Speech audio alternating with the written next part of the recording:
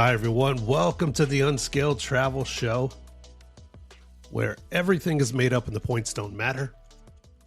Yeah, it's a little bit different for a travel show, but here we are. I'm Jeremy Long, your host, here with my co-host and co-explorer, Amy. Hello. We're coming to you from beautiful Las Vegas, Nevada in the Diamondback Land Surveying Studios. And we have a really fun, continuous episode for you. It's a part of a series that's looking at all the oddball stops in the United States. If you're taking road trips through Americana, what you can see in those little pit stops along the way. So do you like to stop at these things? I want you to tell the audience your view on roadside attractions. Some things I think are well worth the money. You know, we've gone through Arizona and seen a giant meteor crater and like, wow, how many times do you actually get to see a real live meteor crater? Right. And then there's other things that you can tell are obvious Money tourist grabs? traps. Yeah, I mean, money traps, whatever. And those kind of things, I'm not really, there are a lot of kitschy without a lot of substance. So the point of these episodes in the series is hopefully that you can discern between the good stops and the bad stops. What's worth stopping at? Yes, exactly.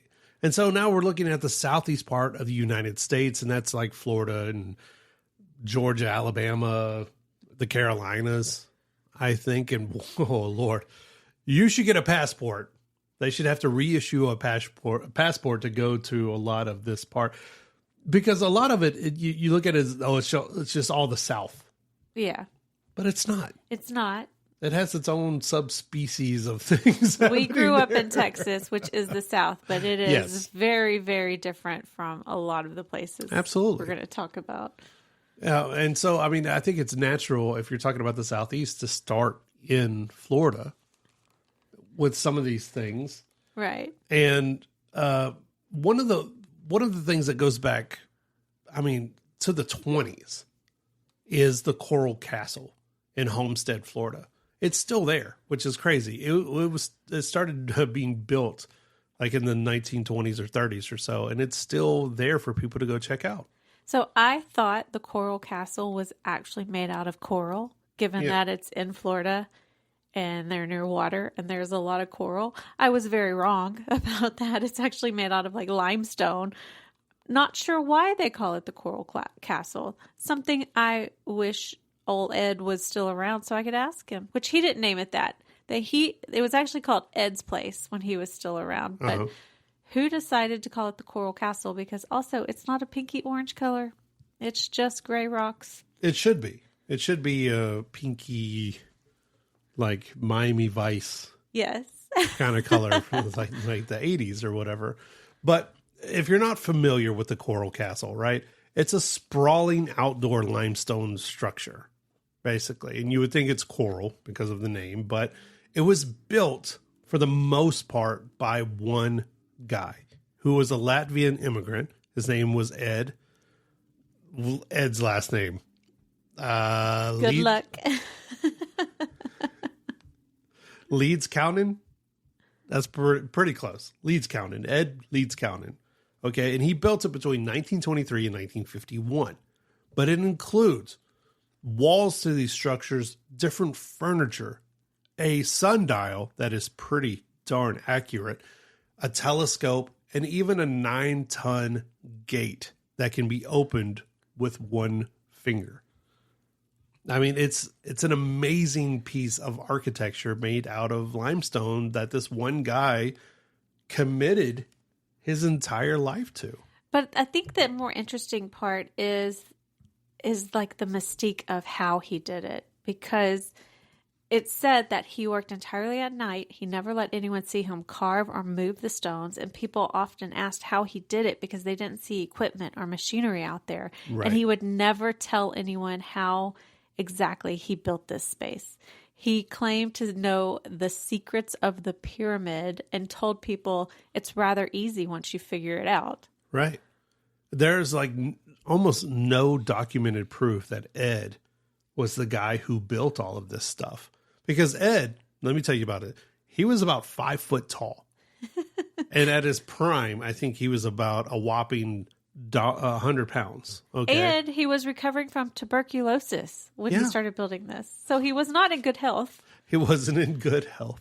But he built and moved all of this limestone by himself at night, or with hidden machinery, or was it magic? Or if it was late night in the History Channel, was it aliens? Ooh, maybe. And it's Florida, so maybe, right?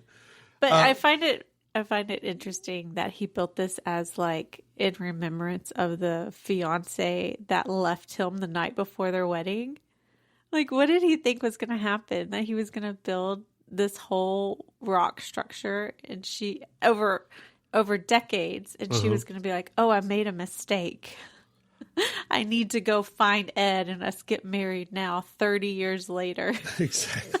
I don't understand. He built it as this love shrine for his ex-fiancée who left him and went back to Latvia, apparently. She never came back and visited. She never wondered whatever, I mean. It's sad. It's a little sad, but at the same time, if you started moving heavy limestone in the middle of the night, I don't think I'd be like, well, I'm not going to see Amy's that as gone over, a love note to me. Amy's gone over to the dark side. She's gone over to the bad place. There's more reason for you to stay away from me. Yeah. Yeah. So they've estimated that the total weight of this castle is over 1,100 tons of limestone. At one point, we'd mentioned that 9-ton gate. The 9-ton gate swung effortlessly on a perfectly balanced bearing. Perfectly balanced. Until it rusted a few decades later, and they, of course, required heavy machinery to fix at that point. But a lot of people call it nowadays Florida's Stonehenge.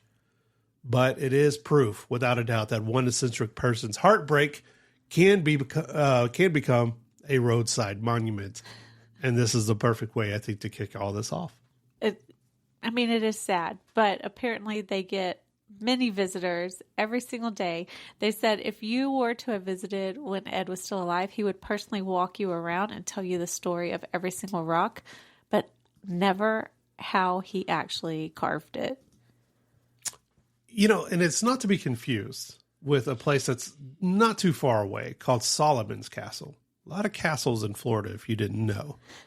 Solomon's Castle is a few hours away in a different direction. I think it's outside of Tampa. But it is built by Howard Solomon. Thank you. Yes. But it's like a giant aluminum castle.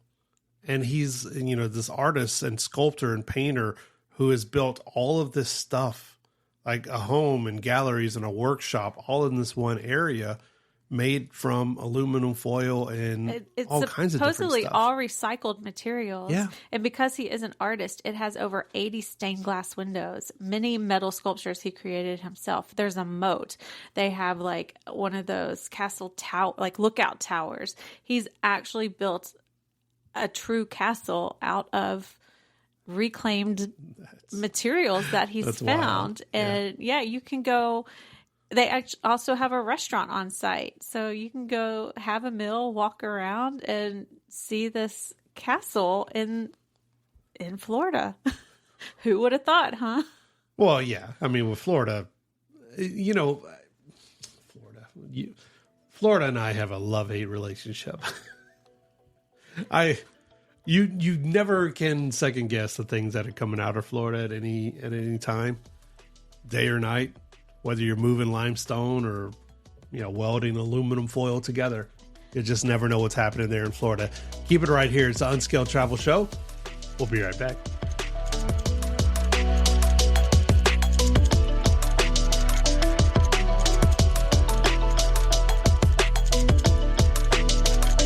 Unscaled Travel Show is brought to you by Diamondback Land Surveying. For all your land surveying needs, contact Diamondback Land Surveying at 702-823-DBLS.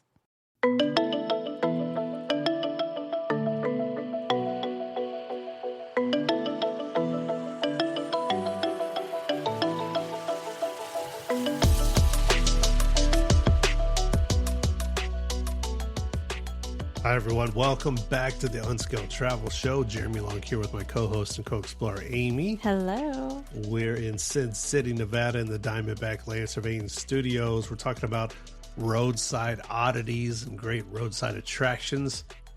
If you're planning a road trip through the southeastern part of the United States, it's part of a series where we go around the United States looking at these roadside attractions. And, you know, that's the part of the great American road trip. That is like the heart of it, is like, yes, you're spending time stuck in an automobile together as you drive off to Milwaukee or wherever you're going to. But along the way, you're going to see these things along the interstate and highways that say like, 3 stops until see the mystery creature. Or the great lonely mountain of the dragon, or I don't know, whatever it is out there, because, it's the U.S. You're going to want to stop at some point, stretch your legs, and see something weird and fun and fantastical. And that's what this is all about. Right. Or when you're off in the distance, you see something and you're like, what is that? And you can't quite figure it out till you get closer. And then you realize it's a massive statue of like a gorilla or something. And you're just like, okay, well, we have to stop and take a picture of this. The world's largest peanut. We've discussed, and again, this is a series of episodes. So the world's largest pistachio. They have giant T-Rex and dinosaurs that are on the side of the road in California. A water tower that looked like a ketchup bottle. The world's largest ketchup bottle, which is amazing. All kinds of stuff. And so, as we continue on, right, we were just talking about Florida very quickly. While you're still in Florida, number one, get out. Get out while you can. But the Weeki Wachee mermaids, the Weeki Wachee mermaids in Spring Hill, Florida, have been around forever, since at least the 1940s. These are underwater mermaid shows performed in a natural spring since 1947, I believe. Elvis has pictured stopping by the Weeki Wachee mermaids to see their show. So that's how long and how popular that this stop has been. And while it still entertains tens of thousands of people every single year. Right. Like, I think when our daughter was little, she would have loved this. But I still, just like as a grown-up, you go and you watch this and you're like, how do they do this? How do they hold their breath? And I'm sure there is some type of breathing apparatus in the water that they're sneaking little hits of oxygen. Yeah. But they actually perform not just like synchronized swimming, they perform actual plays. Right now, they're currently doing their version of The Little Mermaid entirely underwater. Under the sea. Under the... You're so cute. Uh-huh. But it's been around for a long, long time. And if you have younger kids, or just, really lovable adults who want to see we actually have something pretty similar here in Vegas. We do, yes. At the Silverton Casino, they do have live mermaid shows. And it's a lot of the same stuff. The mermaids are, come out, and with the kids around, they have little sand hearts that they throw into the water, and they do all kinds of flips and stuff like that inside the water. And kids absolutely love this stuff. Right. Our daughter loved it, but it was fun for us to watch it too. But the mermaid show is inside of a state park called Spring State Park. So all the things that you would typically do at a state park, like hiking, boating, all the fun outdoor adventures, you can do all that there too. But if you're going, you have to go see the mermaid show at least once. Moving north of Florida into Georgia is something that I think a lot of people will know because they grew up with these toys, but the Cabbage Patch Kids. And for the Cabbage Patch Kids in Cleveland, Georgia, is a place called Babyland General Hospital. Did you have a Cabbage Patch Kid? No. And I will tell you why I did not have Cabbage Patch Kids. I had a Cabbage Patch These Kid. things freak me out. I'm Why? not even... There's something about them. You know why? I'll tell you why. Because the Garbage Pail Kids movie came out, and it's like the alternative versions. It was the boy gross version of the Cabbage Patch Kids. And it was so gross and so weird. And I watched it as a kid, and it freaked me out. But the Cabbage Patch were like the original, and they were the sweet version. Yeah, I don't like them this baby either. that grew out of a patch of lettuce. Is that not disturbing? That is a little weird. That is disturbing. That is disturbing to say the least. That is a little I think weird. I'd rather the stork version. But I did have one. I had one growing up. I loved it. A lot of people did. Millions and millions of people had Cabbage Patch Kids, right? So this is the hospital, quote unquote hospital, where the dolls are born, quote unquote, from a giant cabbage under the care of nurses. A lot of quotation marks in that sentence. Here's where it gets a little strange, right? Visitors watch, quote unquote, live births of dolls, complete with sound effects and adoptions. So they in the middle. Know. So the hospital is several rooms. Some of it is set up like a museum, but there is one room where they have the magic crystal tree as the centerpiece, and it says, "Listen for the announcement when the mother cabbage is in labor," and you will hear them announce when one of the new Cabbage Patches will be birthed, and you can watch it. It is an odd.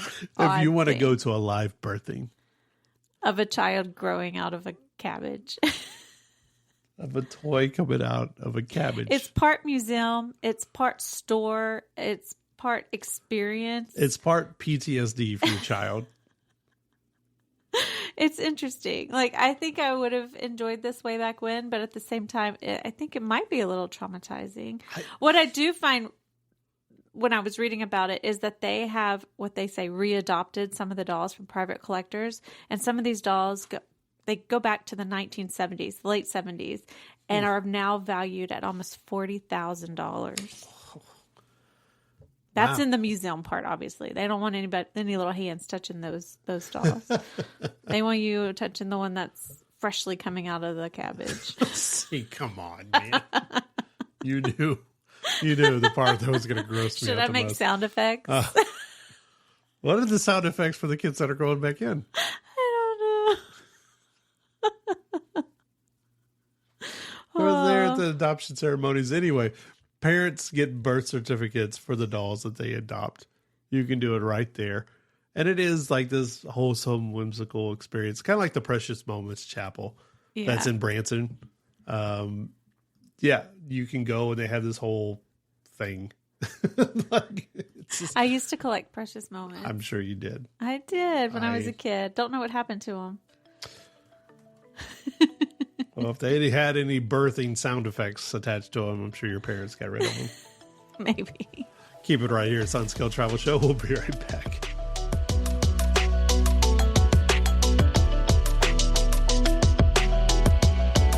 Unscaled Travel Show is brought to you by Diamondback Land Surveying. For all your land surveying needs, contact Diamondback Land Surveying at 702-823-DBLS.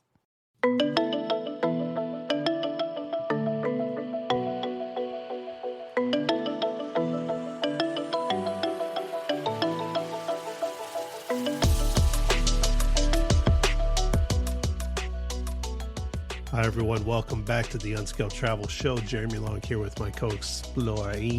Hello. We're in beautiful Las Vegas, Nevada in the Diamondback Land Surveying Studios. Remember, for all of our past episodes and interviews, check us out, unscaledtravelshow.com. Check us out on YouTube as well, Unscaled Travel Show, where we tell decidedly different stories than the stuff that we share here. But it's a lot of fun. Check it out. We're talking about roadside attractions. It's part of a series of episodes now that we're doing all across the United States. People love to road trip through the U.S. Thousands of miles of highway. And along those highways, lots of weird stuff. And fun stuff. Weird and fantastical. Yes, interesting. And things that have been around for a very long time that people have been stopping off for generations now in the U.S., and that is no different than what we're talking about now, which is at Lookout Mountain, which Lookout Mountain sits on the literal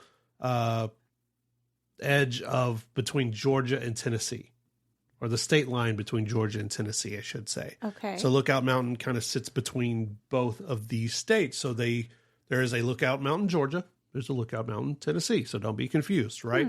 And it has a number of attractions around it. So many things that you could go and find and do. So we'll talk about a couple of them now. The first one I wanted to talk about is Ruby Falls at Lookout Mountain. Now, this is a place that we haven't been to personally, but I've heard about Ruby Falls since at least I was a kid.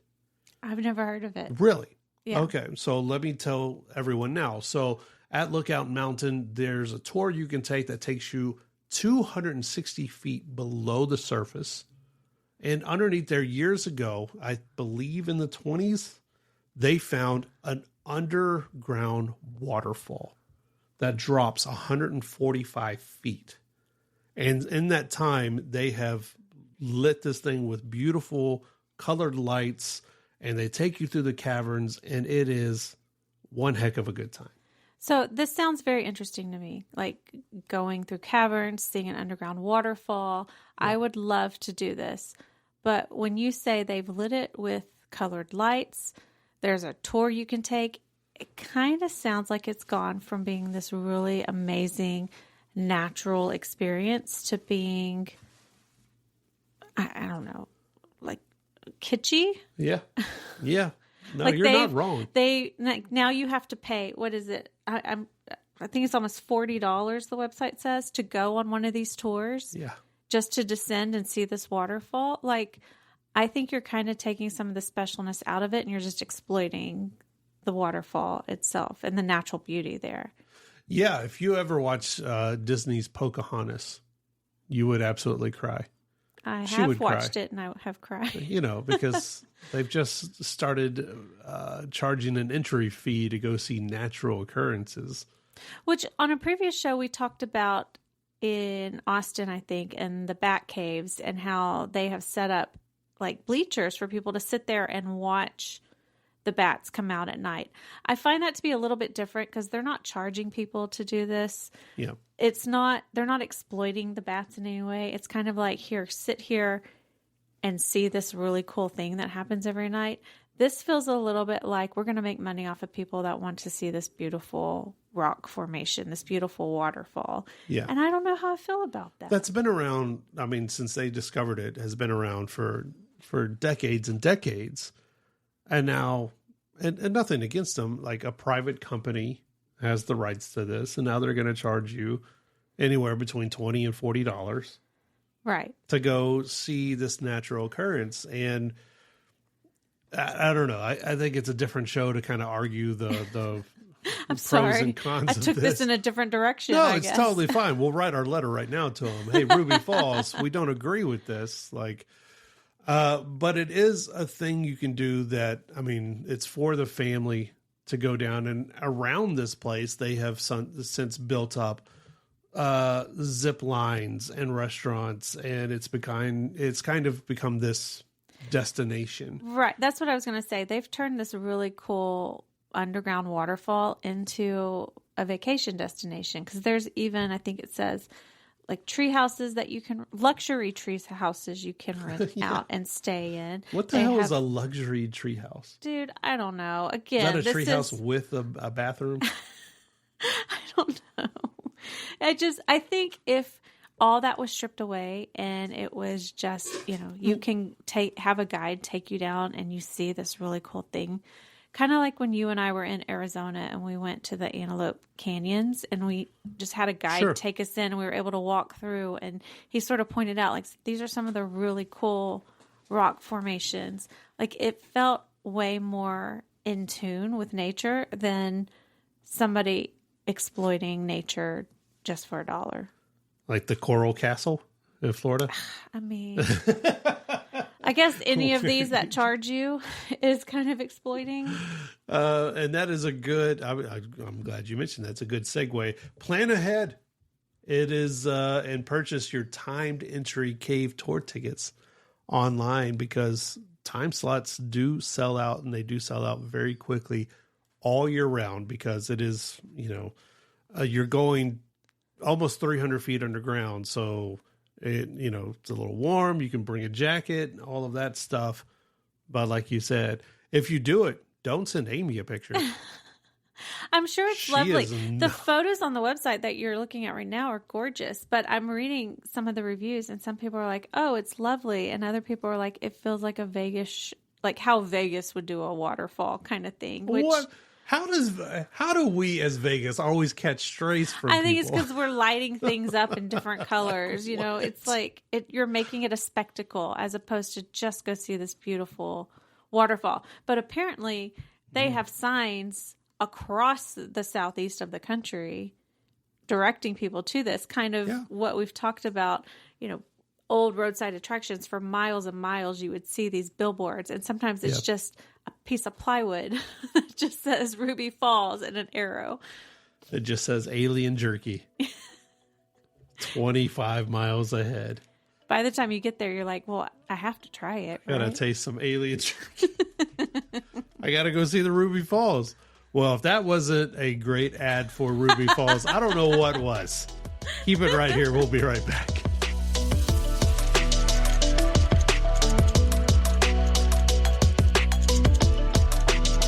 Unscaled Travel Show is brought to you by Diamondback Land Surveying. For all your land surveying needs, contact Diamondback Land Surveying at 702-823-DBLS.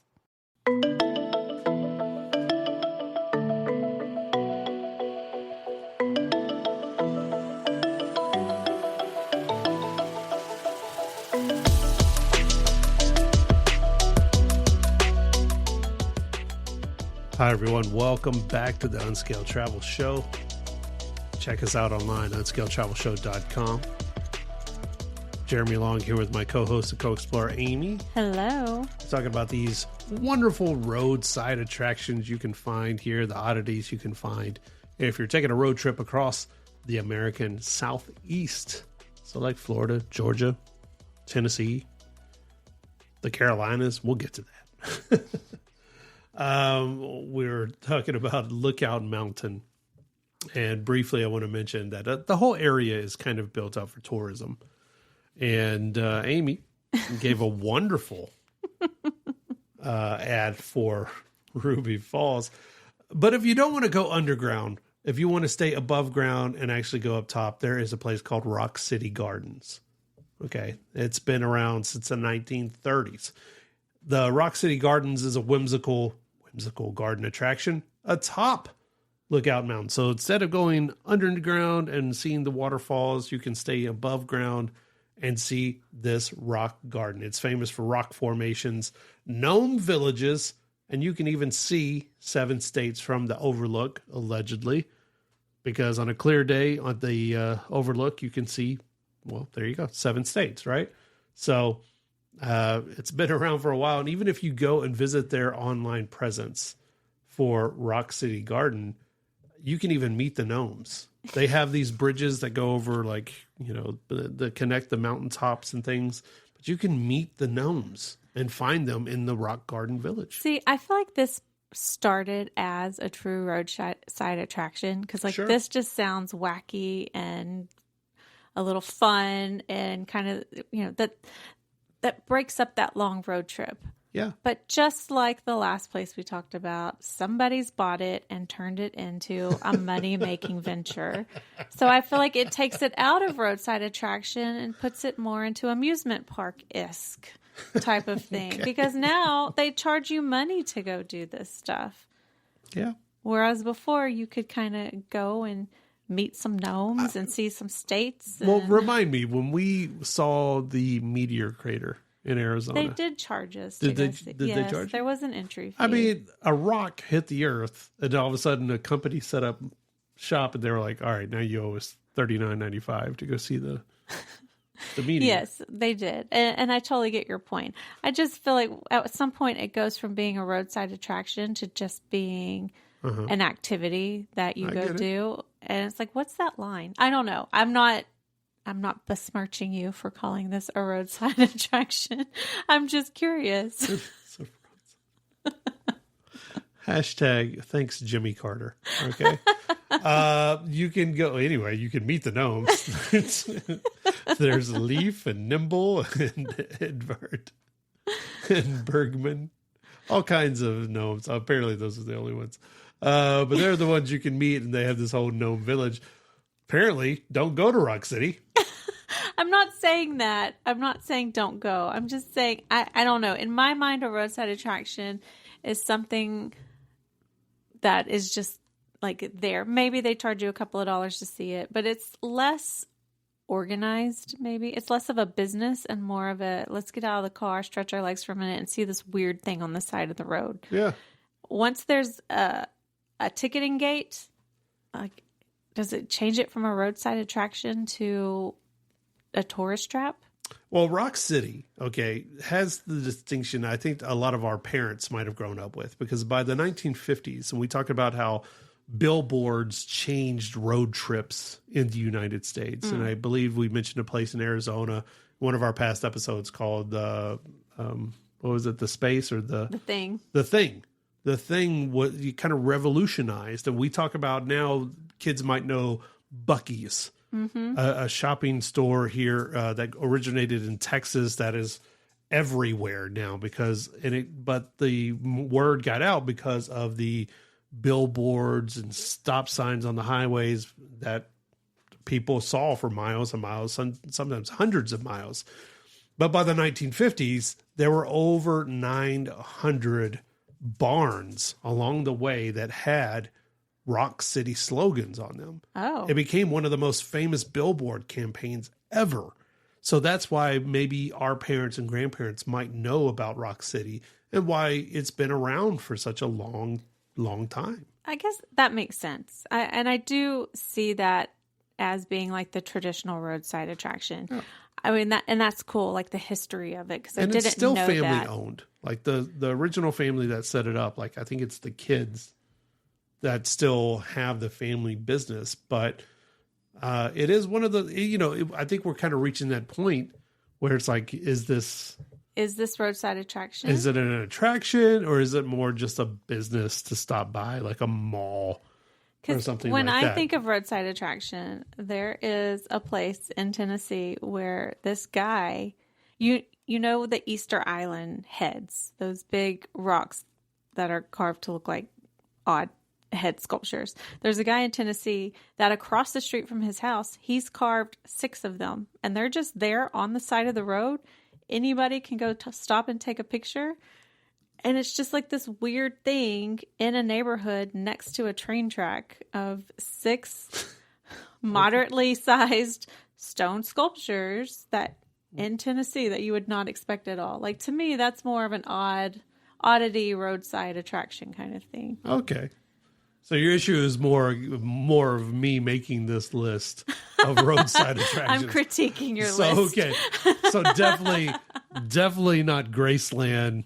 If you look west from Lookout Mountain, lots of people do, millions of people do a year, go to Graceland, which is the home of Elvis Presley, which has become not only just the Graceland mansion where he actually lived, but also this whole resort kind of area built around Graceland. So I have never been in Graceland, but I have driven past it. And I will tell you, I didn't even realize I was driving past it because I was just driving down the street. It's in like a regular neighborhood.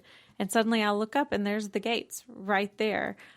From the outside, it doesn't seem like an oddity. But when I later looked up like what is actually in Graceland, the dude had very weird decorating style. So I do consider that one an oddity because I don't think anybody would expect these rooms to look the way that they look.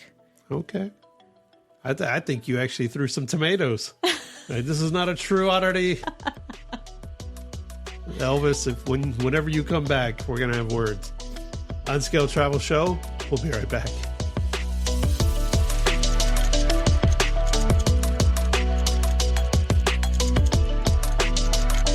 Unscaled Travel Show is brought to you by Diamondback Land Surveying. For all your land surveying needs, contact Diamondback Land Surveying at 823-DBLS.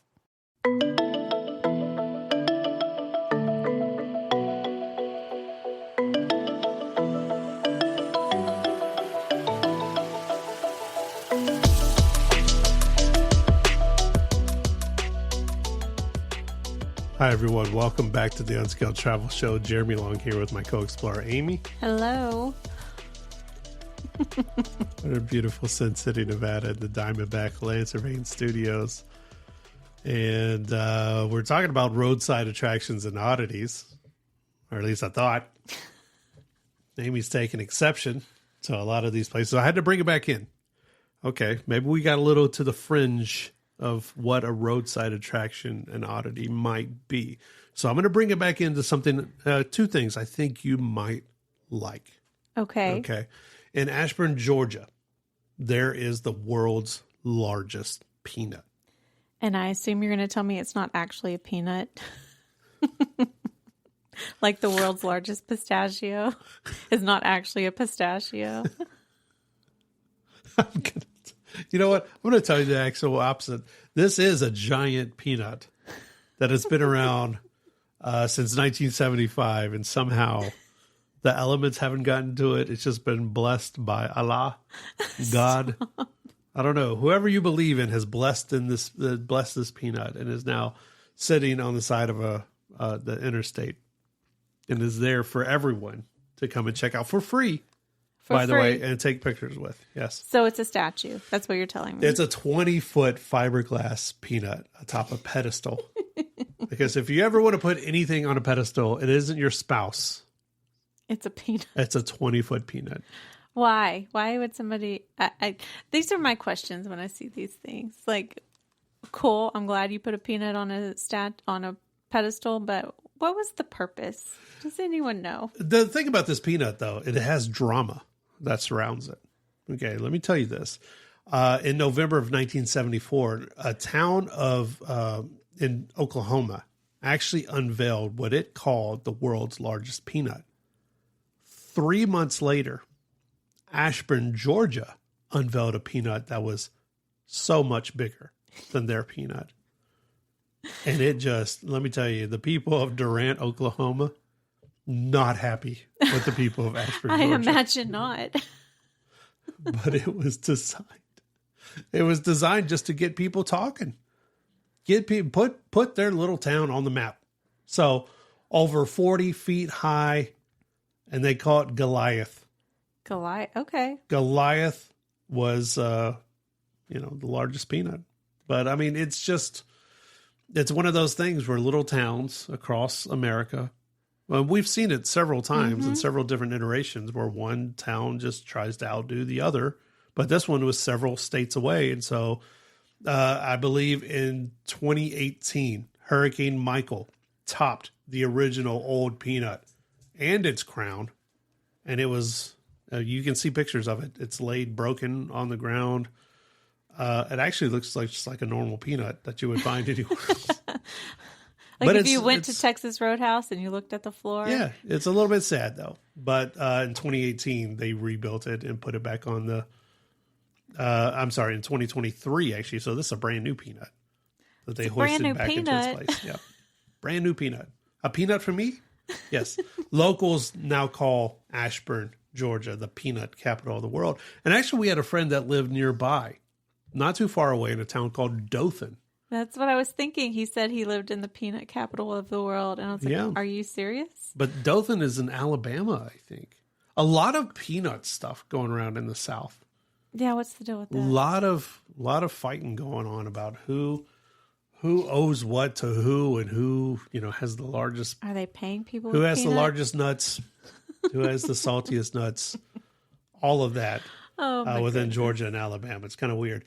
Also in Alabama, in Scottsboro, Alabama, is a really fun place that has been featured on news stations and I think like 2020 and Dateline and all these kind of places that older folks like you and I know about. But it is called the Unclaimed Baggage Center. Yeah. Do you remember watching the documentary on it with me? No. It was a couple of years ago. No. There was a short documentary on it about how they got started and sometimes they come across things. So basically, when there's unclaimed baggage at airports, the airports, after so many days, they ship it to the center. And the center has people that work there that will go through the luggage and try to find the owners and get it back to them. That's like their first step. After, exhausting their resources, if they can't find the owners, they will put the items up for sale. But the reason I think this one does kind of fit the list is in 2023, they opened what they call the Found Treasures Museum, and they now display some of the more, in their words, weird and wonderful items that they have received from lost luggage. So yes, you can go there, you can shop, you can buy other people's lost luggage items, even their lost luggage itself. But I think the reason you want to stop is to see some of the weird things that have been in people's luggage that, sometimes you pack things and you're like, I really hope TSA doesn't open my bag. Well, guess what? It's now on display for everyone to see. Just be thankful your name's not on it. It was founded in 1970. It is the only store of its kind in the U.S. And let me tell you something. If you go to their website, unclaimedbaggage.com, they break it down by fall collections. Like they have so much stuff. Like major labels are releasing these things, but it's really just your crap that you left behind or they lost and never got back to you. They just decided it was cheaper to give you money than it is to actually find your sweaters or your shoes or your blank. And they have everything. I mean, obviously it has to fit inside luggage, but everything from jewelry, electronics, clothing, shoes. They have a lifestyle section that's like toys and books, artwork, musical instruments. If you have ever packed a bag for a trip, sure, any of those items could be in the store for you to purchase or for you to laugh at someone that somebody else packed it for a trip. One suitcase allegedly contained Egyptian artifacts. How do you misplace Egyptian artifacts? Later, many months later, as per their policy, it was returned to the museum in Egypt. But they have vintage collections where you can find what they interpret as vintage clothing or artifacts, health and beauty, watches, all kinds of stuff. Apple gear, all kinds of Apple gear. They even sell undergarments. So just think about that. You can buy somebody's lost undergarments. Look, if you're ever in the market, and apparently there has to be one, because if people weren't buying old underwear, like they wouldn't have it for sale. Right. Right? I would think that. I mean, I get things. They have a whole luxury section, vintage clothing and jewelry, things like that. But selling people's previously used underwear, I cannot wrap my head around who's buying that. Yeah. I am weirdly fascinated by this place. I mean, because yes, of course you're going to find watches. And you're going to find men's t-shirts and sunglasses of all kinds. Jewelry, of course. But when you're going and buying used shoes, and this has to be a good stop. I mean, it has to be a good stop for I'm you. looking on their website right now. They have what they call luxury watches. There's men's watches on here for over $5,000. This one's almost $8,000. Who has an $8,000 watch in their suitcase? Aren't you wearing your $8,000 watch? So when you're absolutely positive that TSA lost or quote unquote lost your stuff, you're absolutely right. Did they get a kickback? I don't know. I don't want to end up on a list. It's Unscaled Travel Show. We'll be right back.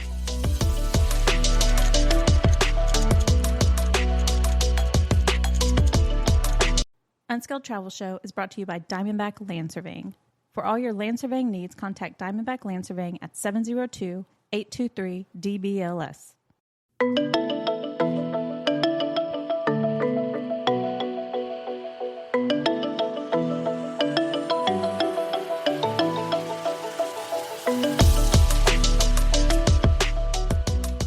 Hi, everyone. Welcome back to the Unscaled Travel Show. Jeremy Long here with my co-explorer, Amy. Hello.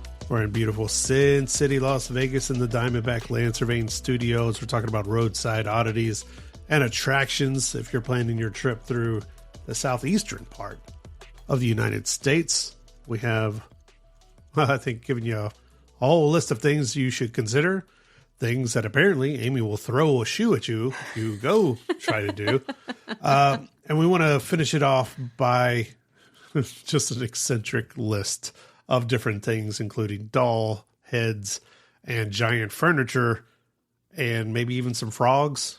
I don't know. Like, we'll get to what we can get to. If you're in Georgia, inside of Atlanta, there is the famous Doll's Head Trail. Yes, the Doll's Head Trail is a short hiking trail around Constitution Lakes Park, which is decorated with, get this, discarded dolls and toys. If you've ever had a nightmare like this is, that kind of stuff brought to life. Right.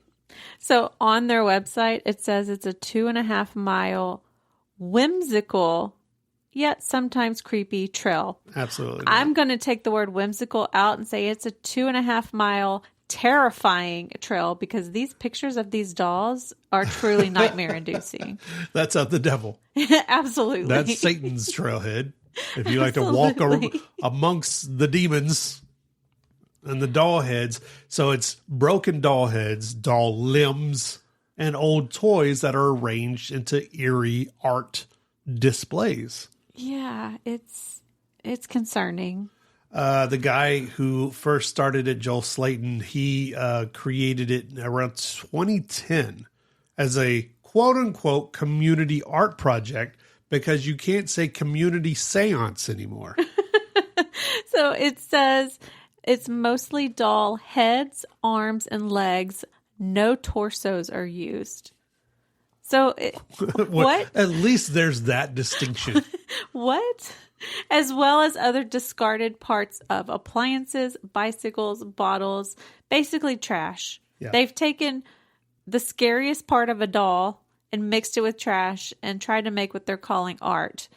Yeah. Again, nightmare inducing. Now, they do say that it is part of this community art project where for every piece of whimsical, quote unquote, doll or toy that is in there, they bring at least 100 pieces of trash and things out from this area. It was once a used like dumping ground in the early 1900s.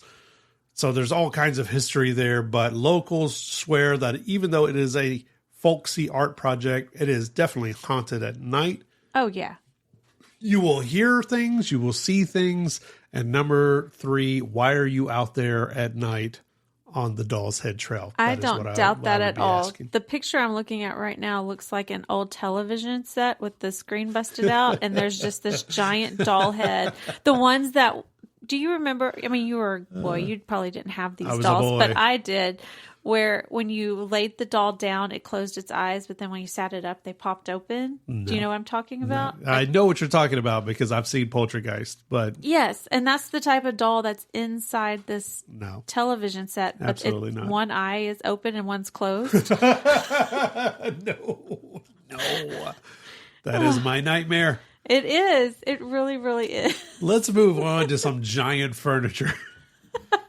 How do you go from demon baby heads to giant furniture? I don't have a proper segue, so we'll just do that. North Carolina has this fixation on giant furniture. Why? Because I have to imagine nothing else is going on in North Carolina. In Thomasville, and these 3 towns are all right next to each other. That is the most hilarious part. In Thomasville, North Carolina, they have what they call the big chair. And what is it, Amy? It's a big chair. It's a big chair. It's the world's, quote unquote, world's largest Duncan Fife chair. Is that how you say that? I have no idea. It's one of those nice chairs that your grandmama used to have. that had the swirly arm parts to it and Yes. everything. That's what this is. Okay. It's been around. The original was built in 1922 and replaced in 1951, but it has hosted all kinds of people, including future President Lyndon Johnson, who sat in the chair when he campaigned for vice president in 1960. That's before the Troubles, for those of you keeping up. But that is in Thomasville. But not to be outdone is the world's largest chest of drawers, which is right next door in High Point, North Carolina. So do you think they had like a little bit of a town rivalry? Like, oh, They if did. you're going to build the biggest chair, I'm going to build the biggest chest of drawers. And then the next town over is like, I'm going to build the biggest bed. Like, Exactly. That's kind of what happened. Absolutely. And even the chest of drawers has its own little drama attached to it, right? The largest chest of drawers, for the first 70 years, the world's largest chest of drawers you can't say that, Katie. was the world's largest bureau. If you're older, like we are, you know what a bureau is and how it's distinct from a chest of drawers, right? It had the whole glass mirror behind it and everything. I don't have time to get into all of this, but eventually it all wore down like furnitures want to do when it's left out into the weather and sunshine and everything else. And a local businessman bought it. Apparently, this was really good stuff because the local YWCA Girl Reserves posed around the giant bureau in the 1920s, and they were very happy to be around this giant bureau. Okay. They look excited. But a businessman, local businessman, bought it and then painted this beautiful chest of drawers bureau you know how they used to paint ships like gray? Mm-hmm. He painted it gray, and then it has two socks. It has two hanging socks? outside of it. And he painted them neon, and him and his wife went on TV and everywhere, and they were like, everyone loves gray chest of drawers and neon socks. And local people had a fit. How funny. I can't tell you how far they had a fit, but Lord be, they had a fit. They hated the color. Feet. They had a feet. They hated the color. They hated the socks. They hated everything about it. The city bought it back, and actually, the inside is actually a business. Oh, so it's big enough to be a building? Yes, it's like a 2 or 3 story business. Interesting. And so business goes on there, but they've painted the outside like the cherry wood look again. They gave the socks a whimsical look again, and the town is happy again. Okay. Wow. Yeah. Interesting. The largest chest of drawers that I can't say. And finally, not to be outdone, Jamestown, which is right next door to High Point, said, hey, you got all that. We got the world's largest high boy. Again, you have to be a person of a certain age to know what a high boy is and why that's important and why people would fight over this thing. It is 85 feet tall, 40 feet wide. It is a part of a business complex that I can imagine you telling your grandmama, I have a very important job. I am vice president of this bank. My office is in the corner part of that giant high boy that is 85 feet tall and 40 feet wide. See that right there by the second loop where the drawer would be? That is my office. That's interesting. This is insanity. I like when they make a building look like something fun. But 3 towns right next to each other building giant pieces of furniture and being upset when people want to change it. Well, so I was looking on roadsideamerica.com. I love this site. If you're going on a road trip, go on there, look up the states that you're going to be driving through, and there's just a list of things. It's everything from weird statues to actual memorials, things like that. But they also said in Gulfport, Mississippi is what used to be the largest rocking chair. It was 35 feet tall. But I've been to Gulfport. have you seen this rocking chair? I have not. How could I miss a 35-foot tall rocking chair? But why? Where else would there be a large rocking chair? Well, it was originally the largest rocking chair, but then a town in Missouri created one even larger, making it number 2. Missouri. And then Illinois was like, Hold My Beer, and they Hold My built Corn what Cob. is considered the behemoth rocking chair, and is now making the rocking chair in Gulfport number 3. Okay, so very quickly, what about some frogs? You tell me frogs. Very So quickly. there is a frog farm, is what it's called, Okay. in Mississippi also. It is just a sculpture garden of really weird looking frogs doing human things. I can't even explain it. Okay. But roadsideamerica.com says it is worth a detour. So I think next time we're in Mississippi, we have to stop by and see it. Next time you're in Mississippi, see it. Unscaled Travel Show. We'll see you guys next time.